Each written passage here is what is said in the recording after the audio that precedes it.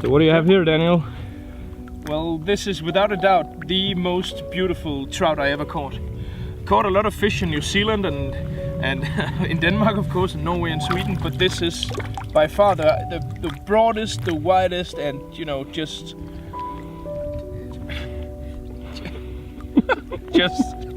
Iceland, you know. Hello there. Today I'm gonna tie a small stickle back. This is a fly I've been using. I used a lot in Iceland, and some of my friends have used a lot in Iceland. But it's a nice sea trout fly as well, and it's a very good trout fly in general. Anywhere where there are small baitfish, approximately the size of sticklebacks, and this really produced a lot of fish for me in Iceland. Also got me my all-time, well, one of the best fish I ever landed.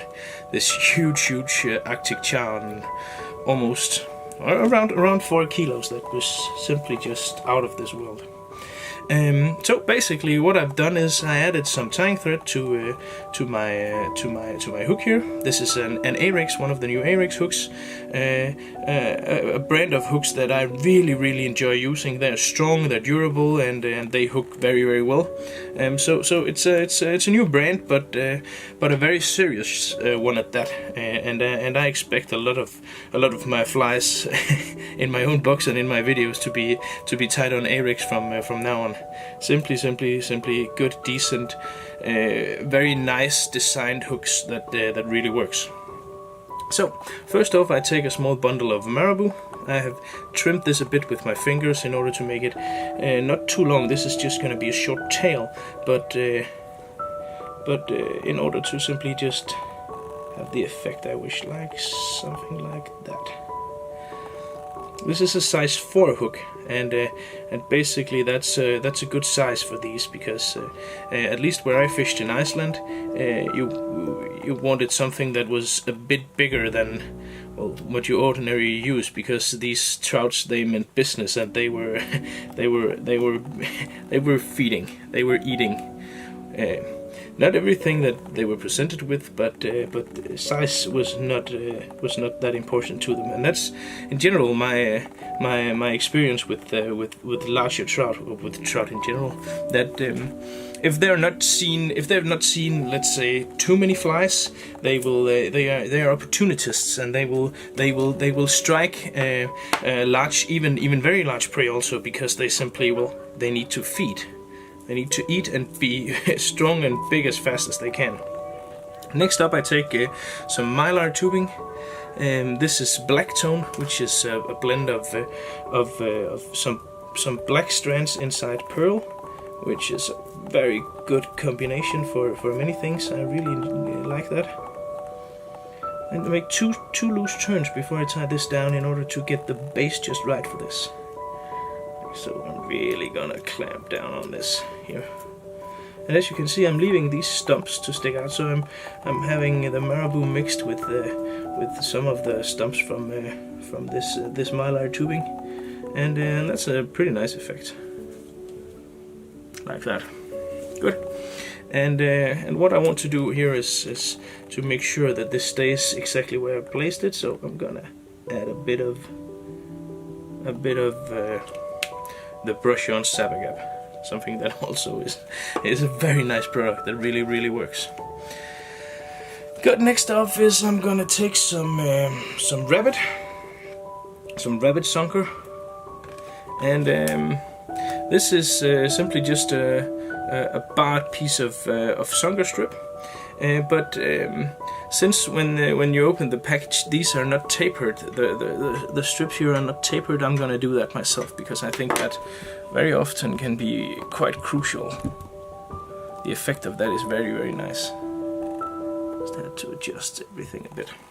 So what I'm gonna do is, this is a bit longer than I probably need, but what I will do is I will cut with my scissors.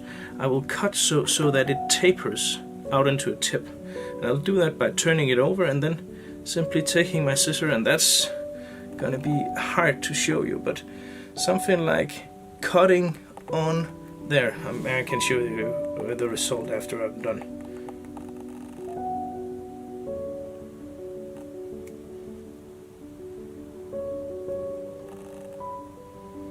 First I cut one side.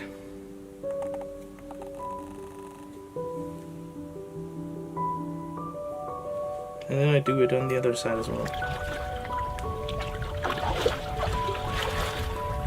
Det er da også en udmærket fisk på 3 kilo eller et eller andet. Helt fuldstændig vanvittigt.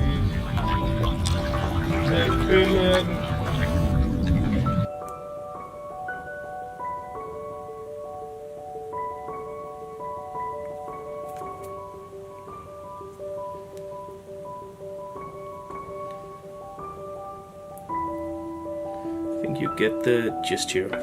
So as you can see, now it tapers. It's not just a straight cut off material. Good.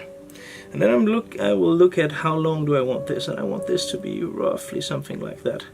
So what I'm gonna do is I'm gonna take my scissor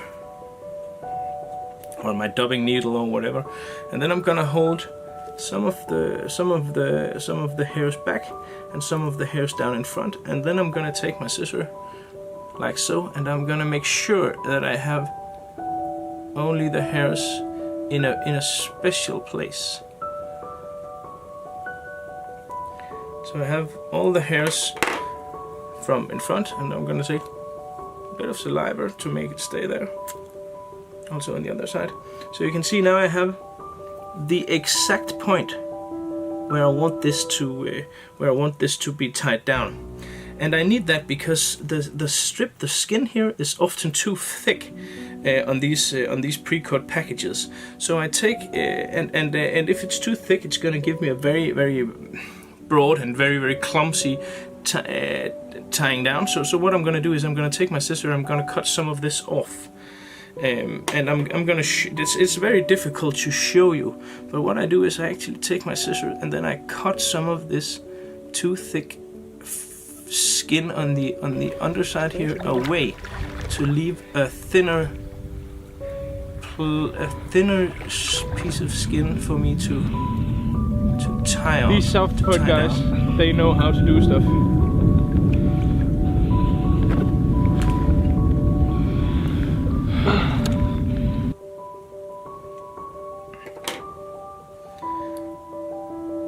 Like so.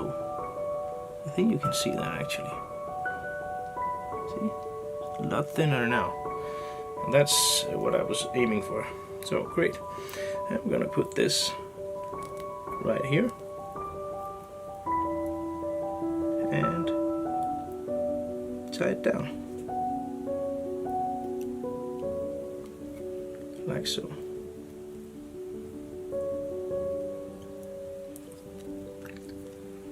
If the hairs is in the way, simply just apply some saliva with your fingers, like I did there. And that will make it easier for you to maneuver. Like so. I'm gonna make a good finish. And if you want, you can add some varnish or some super glue here. Even apply some to the tying thread. Just gonna turn it over and apply a bit of super glue.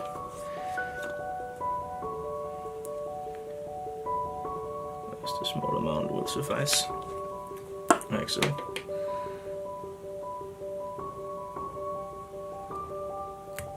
Cut off the thread. Like that. And I'm gonna hold everything back here. Gonna figure out where I need this to end. Putting all I can here in the mylar.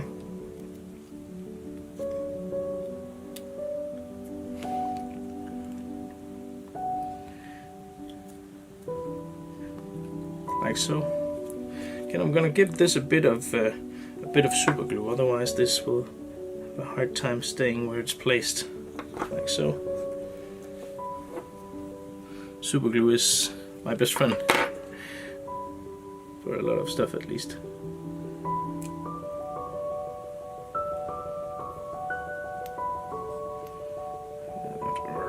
Really clamp down. And there you basically have a lot of it. Just gonna cut off the mylar tubing here.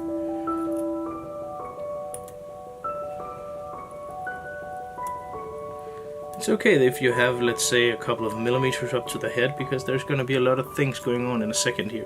You're going to have to add a head and stuff like that. So it's okay if you're not completely up at the eye. If you have, let's say, a millimeter or two of free maneuvering space to tie this, that actually works very well. Like so.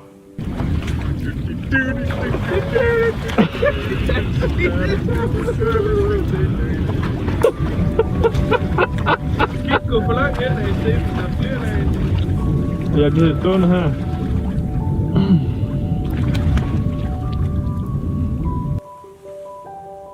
Good. Oh, good. There is a lid on the super glue. So.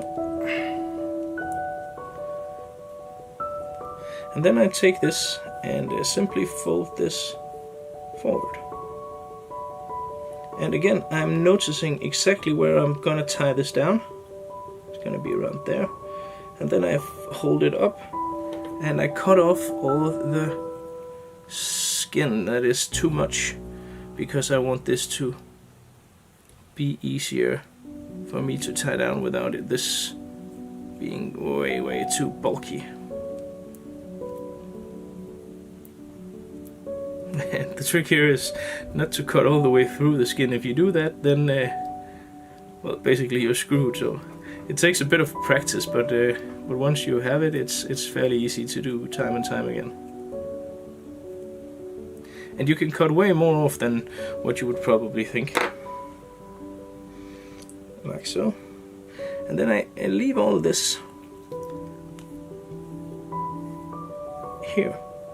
While I tie it down, because that will give my wing a great looking tapering effect, like so. So don't be afraid to use some saliva on these songers until they're done, because that really helps out a lot.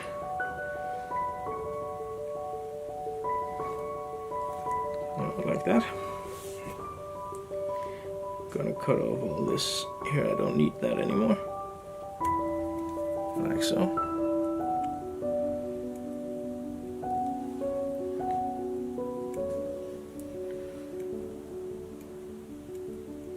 And a nice pair of scissors really is important here.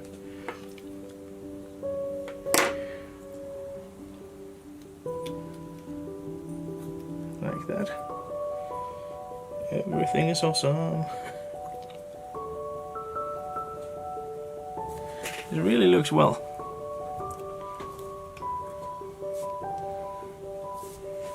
Good. Then I'm gonna take a hackle, a golden olive one, and you can use you can of course get a whole cape, but otherwise I simply use some of these packages from Metz here today. They're pretty nice, pretty inexpensive, and works quite well. Like so.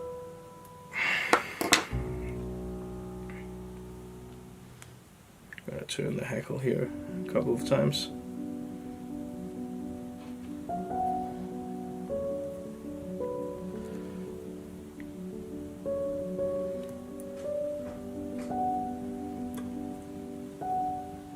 Maybe one final time, something like that. There. And the nice thing about this is you don't need to worry too much about if your head is completely perfect and stuff like that, because it's all going to be covered in a second with the fish skull. So something like that is good. Make my whip finish here.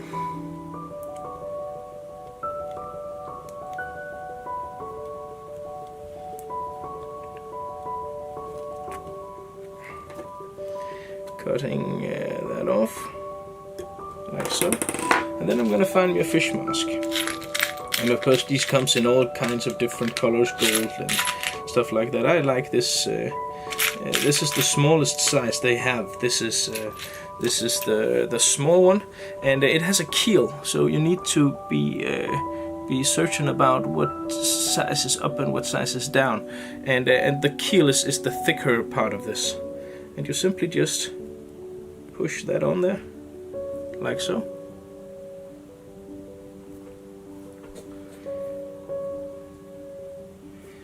and you add some weight to the fly, so now it will look great. It will have this bouncy movement in the water.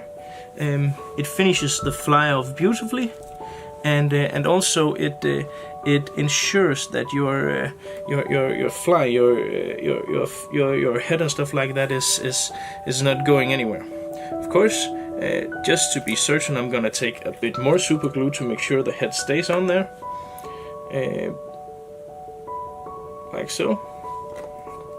And then of course you need to add some eyes to this. So basically,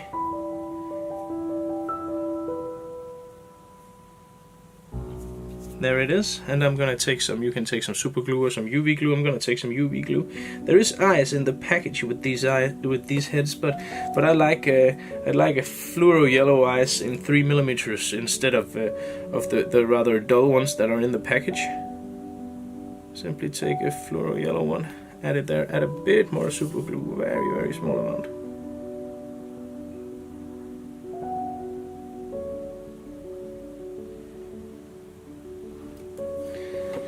And then apply the light. And there you have it. Deadly little sunker. Or, well, not that little, but a deadly sunker for trout anywhere. And it really has a nice jigging effect with the head and stuff. So, well, thanks for tuning in. And of course, subscribe to my channel if you haven't done so already. That would mean a lot to me. Thank you very much for watching this, and well, good luck out on the waters. So what do you have here, Daniel? Well, this is without a doubt the most beautiful trout I ever caught. Caught a lot of fish in New Zealand and in Denmark, of course, and Norway and Sweden, but this is by far the broadest, the widest, and